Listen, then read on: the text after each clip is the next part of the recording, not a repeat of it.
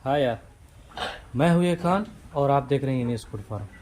आपके अपने YouTube channel एनियस गुड फार्म में मैं आप लोगों का एक बार फिर से स्वागत करता हूँ। जैसा कि आप सभी जानते हैं कि पशुपालन में हरे चारे का कितना ज़्यादा महत्व होता है। वो चाहे भेड़ पालन हो या बकरी पालन हो या गाय भैंस, कोई भी कोई भी पशुपालन अगर आप कर रहे हैं तो इतना जान लीजिए कि उसमें हरे चारे का बहुत ज़्यादा महत्व हो जाता है। जिन लोगों के पास हरे चारे की व्यवस्था रहती है उनको काफ़ी ज़्यादा फ़ायदा होता है। हरे चारे में प्रोटीन भी अच्छी मात्रा में पाई जाती है और तमाम तरीके के पोषक तत्व जो बकरियों को चाहिए वो मिल जाते हैं। और हरे चारे की व्यवस्था रहने से आपकी कॉस्ट भी बहुत कम आती है। तो आज बात करने वाले हैं कि हरे चारे को हम किस तरीके से खिलाएं, कि हरे चारे को किस तरीके से बर्बाद होने से बचाया जाए। जैसा कि कभी होता है कि हम हरा चारा लेके आते हैं और पूरा ऐसे खड़ा डाल देते हैं, तो इसमें ऐसा होता है कि बकरियां जो रहती हैं, ख़ास तौर पे बकरियों के लिए मैं बात कर रहा हूँ, बकरियां जो रहती हैं वो पत्ती खा लेती हैं और बाकी का पूरा वैसे बच जाता है। तो उसमें बाकी जो रहेगा, जो डंठल वगैरह रहती है तो वो बर्बाद हो जाती है। लेकिन किस तरीके से खिलाया जाए कि बकरियां सब कुछ खा लें, तो आइए जानते हैं कि किस तरीके से खिलाया जाए। तो देखिए, इस तरीके से अगर आप खिलाएंगे बकरियों को, इस तरीके से जब आप काट के खिलाएंगे तो बकरियां सारा का सारा खा जाती हैं। क्योंकि डंठल बड़ी रहती है तो समझ लीजिए कि वो नहीं खा पाती। लेकिन जब इसको काट के छोटा छोटा कर दिया जाता है, छोटे छोटे टुकड़ों में, अब ये सब जो डंठल है, ये सब डंठल ये बहुत ज़्यादा टाइट नहीं होती है, ये खा लेंगी। मैं इस वक्त बकरियों को सुपर नेपियर खिला रहा हूँ। अगर आप पशुपालन कर रहे हैं तो एक बात जान लीजिए कि आपके पास सुपर नेपियर की व्यवस्था होना बहुत ज़्यादा ज़रूरी है।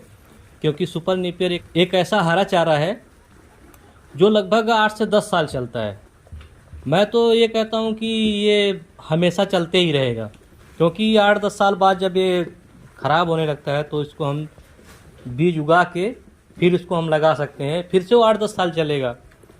तो अगर आप कोई फार्म कर रहे हैं, समझ लीजिए ये ख़ास तौर पे फार्मर्स के लिए है, 2-4 बकरियां जो रख रहे हैं उनके लिए तो कोई समस्या नहीं है। तो ये फार्मर्स के लिए है कि अगर आप एक बार लगा दिए, 8-10 साल चल गया, तो 8-10 साल में आप कहाँ पहुँच जाएंगे आपको खुद अंदाज़ा नहीं रहेगा। अगर आप 8-10 साल इस फील्ड में टिके रहे तो आप कहाँ पहुँच जाएंगे खुद का अंदाज़ा नहीं रहेगा। क्योंकि 8-10 साल बहुत होता है। क्योंकि बकरी पालन में शुरुआती में तो बहुत समस्या आती है, क्योंकि लाइव स्टॉक बिजनेस है, तो मान के चलिए इसमें काफ़ी टाइम लगता है पैसा आने में। तो इसलिए हमें शुरू से ही ध्यान देना पड़ेगा कि किस तरीके से हम जानवरों को किस तरीके से क्या खिलाएं कि हमारी कॉस्ट कम पड़े। क्योंकि लंबे टाइम के बाद इसमें पैसा आता है, तो इतना ज़्यादा टाइम लगेगा तो कोई फार्मर्स किसान कोई ऐसा किसान इसके पास बाहर से कोई इनकम का सोर्स नहीं, वो खुद ही कर रहा है, तो होता है कि प्रॉब्लम में हम फंस जाते हैं और बाद में हम खुद का सर्वाइव नहीं कर पाते हैं। तो पशुपालन क्या करेंगे, तो बाद में हमको बंद करना पड़ जाता है फार्म। तो इसीलिए मैं सोचा कि ये सब जानकारियाँ अपने दोस्तों के साथ शेयर की जाए, ताकि जो भी किसान हैं इससे फ़ायदा उठाएं। क्योंकि बहुत सारा देखा जाता है कि ऐसे होता है। इस चीज़ पे मेरा खुद का अनुभव है, क्योंकि मैं भी ऐसे करता था। मैं खड़ा ला के डाल देता था तो बहुत ज़्यादा नुकसान हो जाता था। समझ लीजिए कि 50% नुकसान ही हो जाता था। तो फिर मैं सोचा कि यार इस तरीके से तो काफ़ी ज़्यादा हरा चारा नुकसान हो जाएगा, तो इस पर क्या किया जाए। तो फिर देखा, हालांकि ये ऐसा कोई नई बात नहीं है, पहले लोग कर रहे हैं, लेकिन हम लोग कोई असकत बोले या तो किसी के पास व्यवस्था नहीं है तो ऐसे भी कर सकते हैं। व्यवस्था नहीं रहती है, जैसे मशीन जो आती है, चाप कटर आता है, उसकी हमारे पास व्यवस्था नहीं रहती है तो हम ला के खड़ा डाल देते हैं, लेकिन उससे बहुत नुकसान होता है। तो अगर आप फार्मिंग कर रहे हैं तो इन सब चीज़ों की व्यवस्था करना ज़रूरी है। यदि आपके पास इन सब चीज़ों की व्यवस्था नहीं है तो किसी दोस्त से आप मदद भी ले सकते हैं। अगर कोई पहचान में आपका दोस्त है और उसके पास चाप कटर है तो आप ले जाके वहाँ पे काट सकते हैं, चारा बना सकते हैं इस तरीके से। क्योंकि अगर आप शुरुआती में करेंगे तो मान के चलिए बहुत ज़्यादा हरा चारा नहीं लगता है, और हरे चारे के साथ इस पर सूखा चारा भी ऐड कर सकते हैं।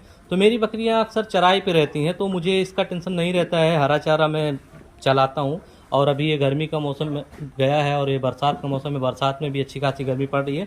इधर 2 दिन पहले बहुत ज़्यादा बारिश हुई तो थोड़ा प्रॉब्लम आई, लेकिन अभी फिर से धूप हो गई है और बारिश बंद हो गई है। तो अभी मुझे इस सब चीज़ों का टेंशन नहीं रहता है, क्योंकि मेरी बकरियां चराई पे रहती हैं। तो जो बकरियां चराई पे रहती है तो बहुत समझ लीजिए कि सूखा चारा उनको बहुत कम दिया जाता है। और हरा चारा देने का एक फ़ायदा और होता है कि बकरियों में प्रॉपर मात्रा में दूध जो होता है वो रहता है। जिन बकरियों को हरा चारा अच्छी तरीके से मिलता है, ये समझ लीजिए कि एक बकरी को हर रोज़ 3 से 4 किलो हरा चारा मिलना बहुत ज़्यादा ज़रूरी है। अगर आप बकरियों को 3 से 4 किलो हरा चारा रोज़ डेली खिला रहे हैं तो समझ लीजिए आपकी बकरियां बहुत ही फिट नज़र आएंगी। और जब दूध देने की क्षमता उनकी बढ़ जाएगी, उस तरीके की नहीं बढ़ेगी, मतलब उनकी अपेक्षा जो वो दूध देती हैं उस तरीके से उनकी अपेक्षा में वो दूध आपको मिल सकता है। तो मैं सोचा ये छोटी सी जानकारी थी अपने दोस्तों के साथ शेयर किया जाए, ताकि जो भी किसान हैं और उनको कोई प्रॉब्लम आ रही है हरे चारे का नुकसान से, किस तरीके से उनको बचाया जाए। क्योंकि तो गांव में तो समझ लीजिए कि लोगों के पास खेत होता है हरा चारा लगाने के लिए, लेकिन जो सिटी में है उनके लिए हरे चारे की व्यवस्था करना बहुत ज़्यादा समस्या होती है, क्योंकि वहाँ पे इतना ज़्यादा तो खेत होता नहीं है। तो वो ज़्यादातर सूखे चारे का इस्तेमाल करते हैं। लेकिन जो हरा चारा रहता भी है उसको किस तरीके से बचाया जाए, तो इस तरीके से अगर आप काट के खिलाएंगे तो समझ लीजिए कि आपका 90% चारा जो है यूज में आ जाएगा। 90% के आसपास चारा यूज में आ जाएगा और 10% ही वेस्ट हो जाएगा। बहुत ज़्यादा कड़ी रहेगी ये गांठ, देख लीजिए ये कड़ी है, तो इसको तो पहले ही निकाल दीजिए।